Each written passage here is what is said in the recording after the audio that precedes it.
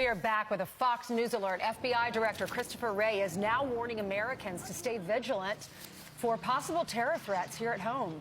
So, Ainsley, Wray fears that Hamas copycat attacks could happen on U.S. soil. Meanwhile, national security concerns rise at our southern border. That's because our Border Patrol agents have announced that 4 Iranians here illegally have been apprehended in Texas just in the last month. Alexandria Hoff is live at the White House with more.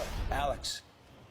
Hey guys, I'm here in the Washington Bureau right now. I want to comment because you guys were talking to Trey about the idea of Hamas being an ideology, and you don't have to train with Hamas terrorists to think like them. That's the message coming out from the FBI, is that we should not discount the possibility that Hamas or other terrorist organizations will take advantage of the current conflict by calling on supporters to carry out an attack here in the United States. The Bureau's biggest concern is a solo assailant.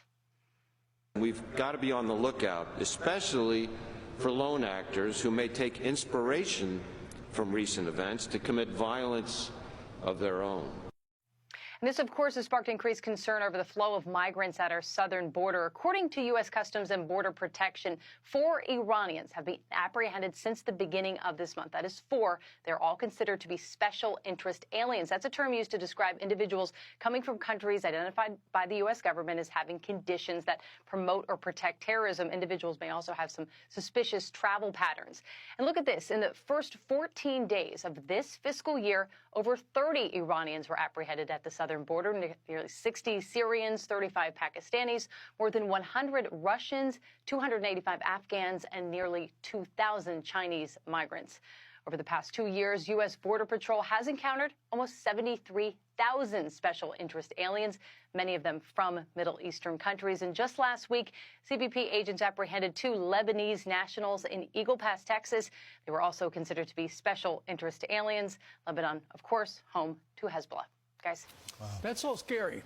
Yeah, and there are these 2 lawmakers, 2 congressmen in Washington. They're trying to pass that legislation so that we don't allow anyone from Gaza, any of the Palestinian authorities, to enter into our country. Where does that stand? Do you know? The Gaza Act.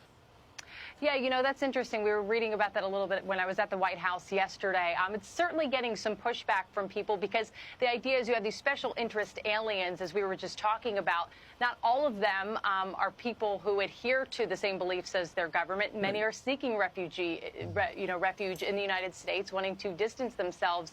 So it's going to get a lot of pushback, but it's making waves because people in the United States are scared. Yeah, Alex, thanks so much. Appreciate it. And Ron DeSantis is leading the charge on that among the candidates. And one of his points is, look, they might not all be Hamas, but they're anti-Semitic. We don't know who they are. This is not the point. This is not the time now to take any chances. I think it's a little bit different with Afghanistan. We were there for 20 years, and you have all these, allies, all the allies, but you have all these examples of them showing loyalty in the past, whether they're interpreters, whether they actually fought with us, the type of positions they had with the government that was ousted because we left.